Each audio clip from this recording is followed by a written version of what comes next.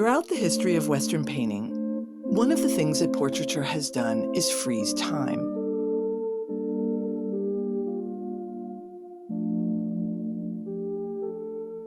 And that has really remained a hallmark of the genre, until we get to Felix Gonzalez-Torres. His major contribution to the field was to give us an idea of portraits in which time is not stilled, but where time is actually rendered elastic. We move backwards and forwards in time.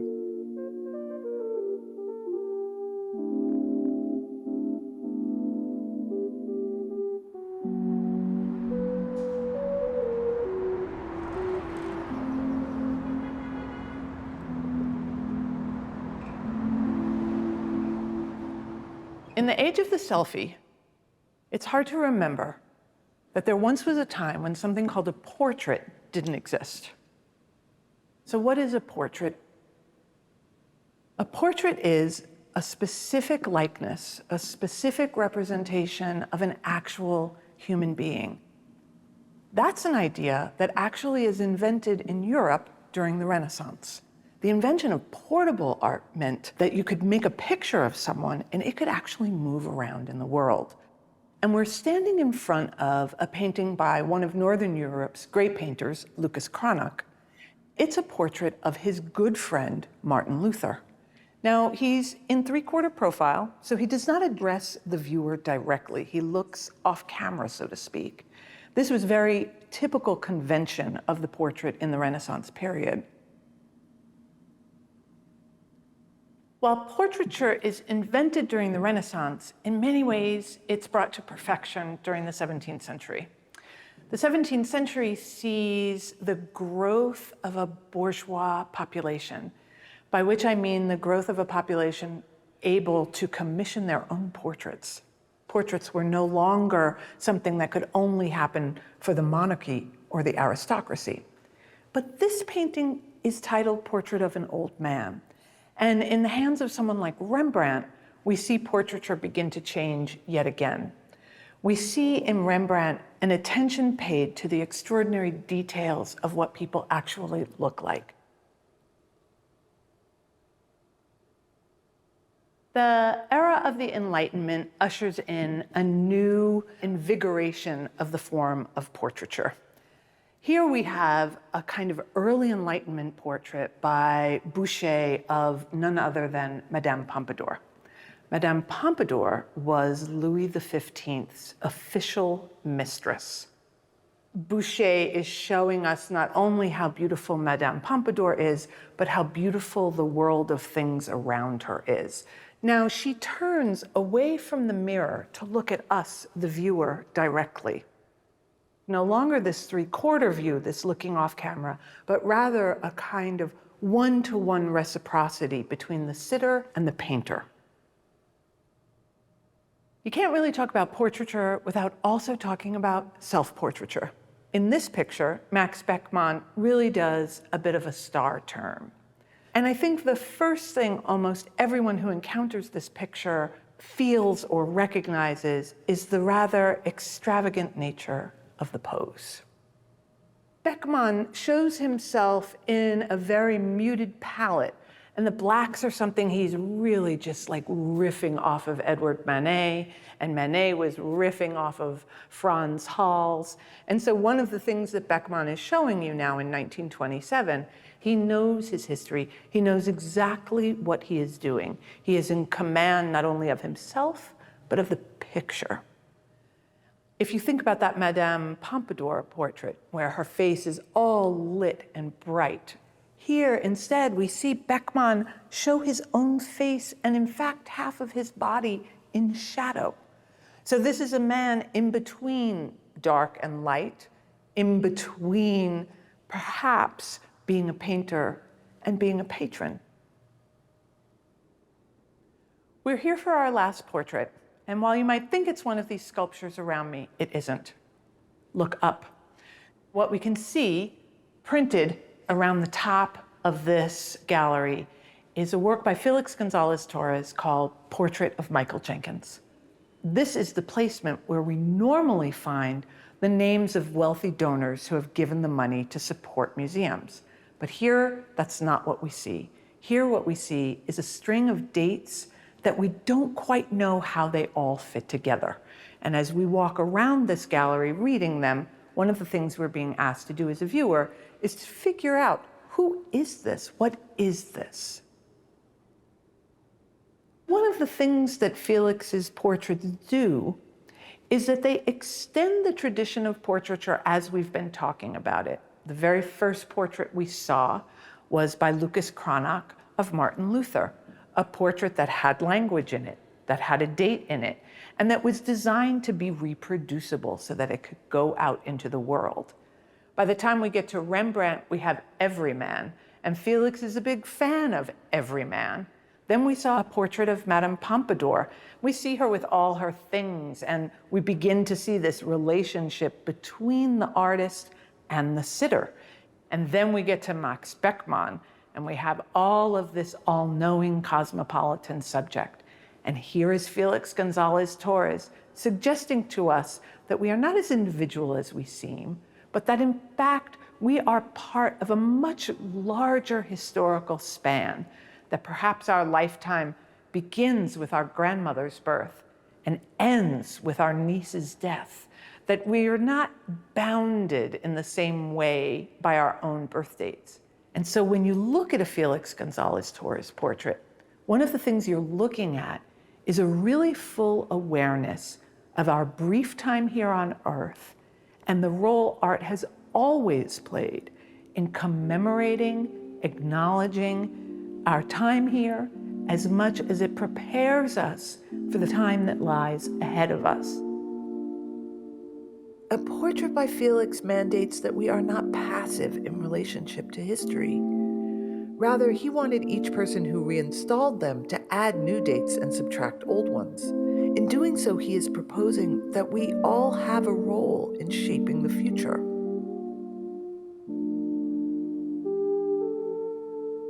I think what Felix Gonzalez-Torres did to the category of portraiture, to blow it open, to me, this is why Felix is one of the greatest artists of the 20th century.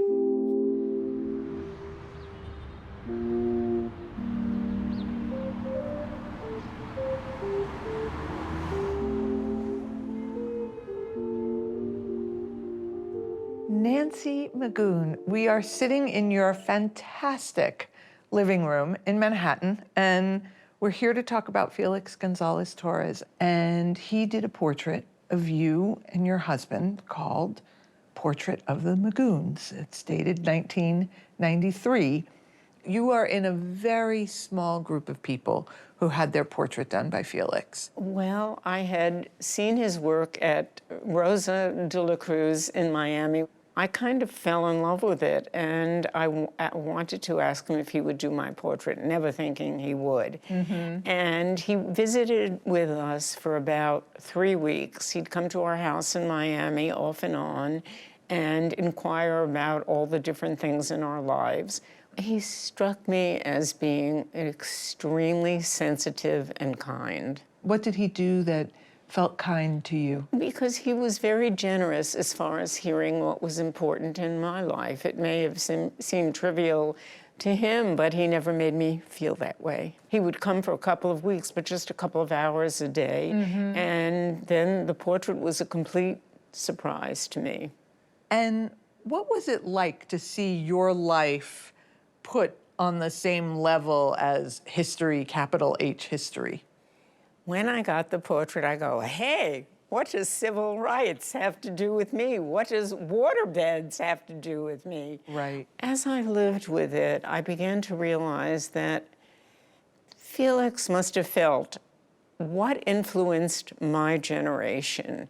These are the things that affected my life, whether I knew they affected my life or not. Felix felt they did affect who I am as a person. One of the things I think is so powerful about Felix's portraits is that he shows us how absorbed we are in our own lives. This is true. You know? This is, and I was as a much younger person. But now when I look back on my life, I go, where was I? Where was I that I didn't realize that all these injustices were going on? Right. I really appreciate your honesty about that, like this kind of that you're looking back on your history and thinking about who you were then and who you are now, and that Felix's portrait is the engine almost This to is get true. you to think that way. It is the stimulus, Right. in many ways. Right. I would describe him as someone who dared to make us think about what he meant by his art. None of it was easy. I mean, the candy piles, what is that supposed to mean to the average person who comes and looks at it and may take one, the papers, the portraits? I think for an artist to be interesting is to be political, to be influential, and to make you think. Andy Warhol said a portrait is something where the nose is a little too big, but this portrait you couldn't complain about your nose being too big.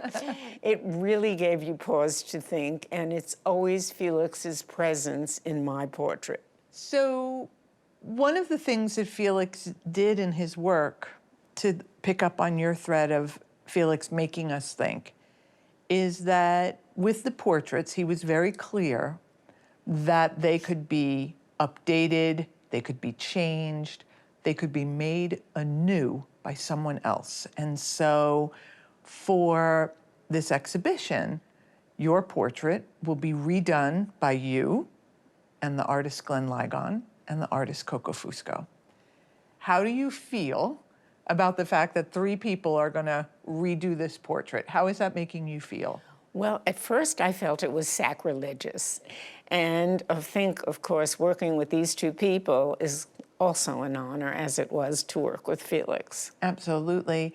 So have you thought about how you are going to redo your portrait? I have given it quite a bit of thought, but it's scary to me, you know? I mean, who am I? Felix was one person who I trusted, I believed in, and I hope I do him justice.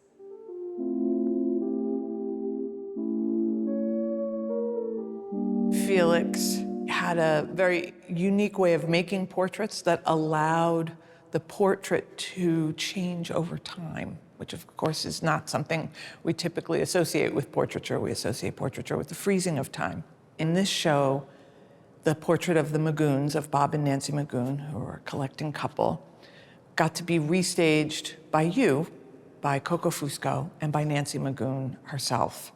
So I wonder if you could just walk me through a little bit, how did you approach this task? I think that I was really interested in the idea of expanded portraiture in the sense that it's a portrait of 3 people, really, or 4 people. The Magoons as collectors, Felix as an artist, and myself as an artist approaching this work. So it's sort of 3 portraits in a way. What was the thinking to include things that are so personal to you, your brother, your sister-in-law, a child in your life, and then Donald Trump? Like, how'd you let yourself go there? Well, but that's the structure of the original portraits. You know, they're all about this kind of interplay between big events, big names, Gorbachev, CNN, you know, et cetera, and small personal moments. Felix has the name of his 2 cats in there, you know, as well as his lover, Ross. So I really wanted to sort of honor that idea of the personal and big history with an H, or big history, or history with a small h too. Put those things together. Can you talk a little bit about, one, why do you think he has it installed at this height? This is a very unusual height to install a work of art. What do you think is at stake in it running around the top of a room like this? I remember, I think in an interview, he said that nobody wanted the top of the wall. Everyone wanted the center. And he was interested in the floor, the top of the wall, these kind of liminal spaces that people didn't want. They weren't the prime real estate in some ways. Right. It's just this activation of your looking, but also because this piece has enough text in it that it required 2 lines. Right. It creates something interesting as well. The way he's structured the piece is nothing is sort of chronological. Right. All the dates are mixed, so he's already broken the idea of chronology. Right, like it's not a timeline. It's not a timeline. Right. But because there are 2 lines, you can read it across, 1 line at a time, or you can read it up and down. Yeah. So it becomes even more kind of jumbled in terms of like this idea of chronology. And I think the sort of democratization of that impulse is really nice, because he's basically saying like, all these things are equal. Deeply, deeply private moments, names that you know nothing about, and big events, the Berlin Wall. It questions the notion of hierarchies in history.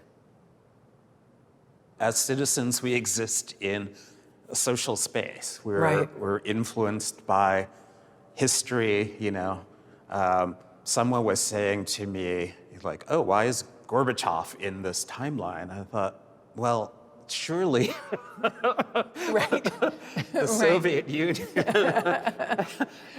had a deep impact on all of our lives, like what happened there. So it's sort of this sort of granular sense of like, well, what does that have to do with me? And I'm like, well, it has a lot to do with it kind of has everything to do with you, for sure.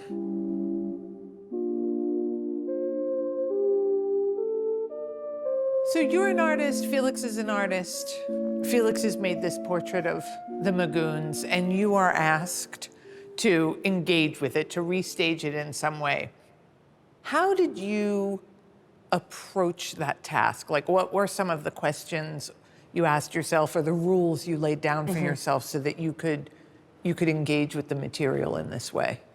So I understand that Felix left instructions that grant a certain plasticity to the work. At the same time, it was, to me, something very scary was to ask to tamper with the work of someone I knew, and also to intervene in a work by Felix Gonzalez-Torres, who, I've spent half my life thinking about the work in one way or another. I didn't feel like I could just do whatever I wanted. I also didn't feel like I should take anything away that Felix put there. That was my personal decision, was not to extract, not to erase Felix, was to add, right? And to add minimally in a way that made sense to me. There's a famous Oscar Wilde quote about ultimately the portrait is not of the sitter, but of the artist. And that, at this point now, when, it's more than 25 years since he passed away, that I wanted to make references to things that were connected with Felix. Not just his life, but the world events that were significant in his lifetime and afterwards, which is why I put the reference to Venice 2007 when he represented the United States in the Venice Biennale. I put in the Playboy Comandante, which was this cover story in Playboy with an interview with Fidel Castro, who was a real media star in American media in the 1960s. He probably wouldn't have seen as a child in Cuba. I don't think that ever circulated in Cuba. But once you get out of Cuba, you have to contend with what I grew up with, which were these insane perceptions of the Cuban Revolution, and most specifically an obsession with Fidel Castro that is still, part of certain sectors of the American political community. So I put those in, and then I did. Did you put anything in that pertains to you? Not specifically. No, not specifically. I was like, okay, so Felix says that the portrait isn't just about the sitter, it's about the context. And Oscar Wilde says that it's not just about the sitter, it's about the artist, right? So, and I felt like I felt like I wanted Felix's presence to be in the portrait. But I think I did want to achieve a certain balance, you know, I mean, have some references to Nancy, some references to Felix. One could refer to you as a political artist. One could refer to Felix as a political artist, even though your bodies of work couldn't be more different from one another. And I wonder, like, do you see in him a fellow traveler? Have you borrowed some of the moves? Do you feel like your own engagement politically is very different from his? Like, how do you think about him and you in that way, or your work together?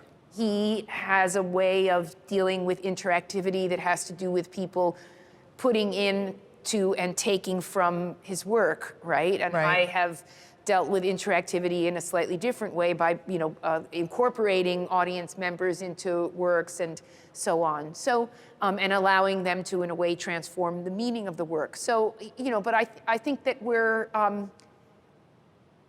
part of a moment, you know, that both of us were influenced very much by ideas that became really central to non-market oriented, shall we say, art practices in the 1980s and 90s.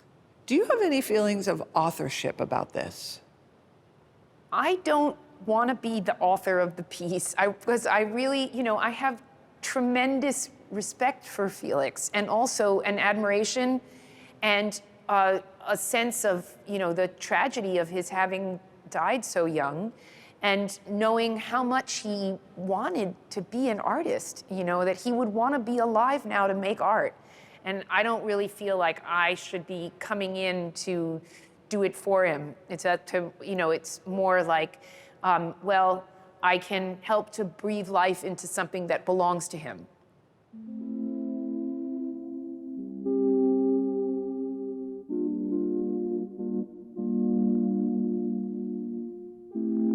Here we are now in Nancy's redone portrait of herself.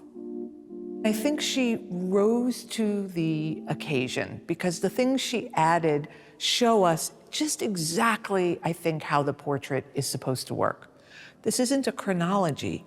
Instead, what this is an understanding that who one is stays the same over time and changes over time simultaneously.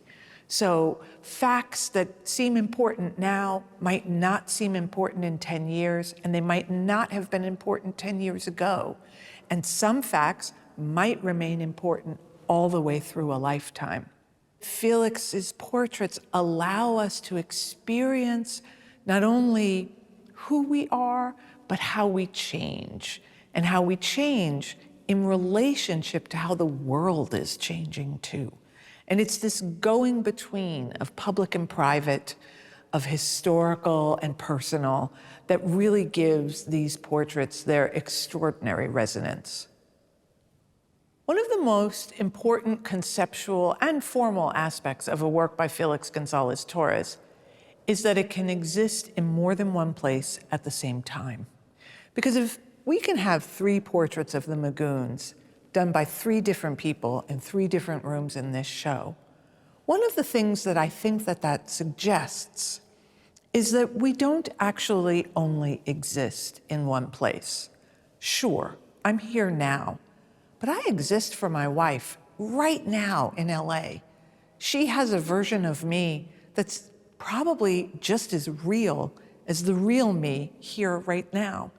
And that happens over time. There are people who have known me in the past, people who will know me in the future. I'm not bound just to this space, this body. And so other people are carrying us around all the time. And I think Felix's sense that the portraits could be on view in multiple places is a registration of how we don't only exist for ourselves, but very powerfully, we exist because we exist for others.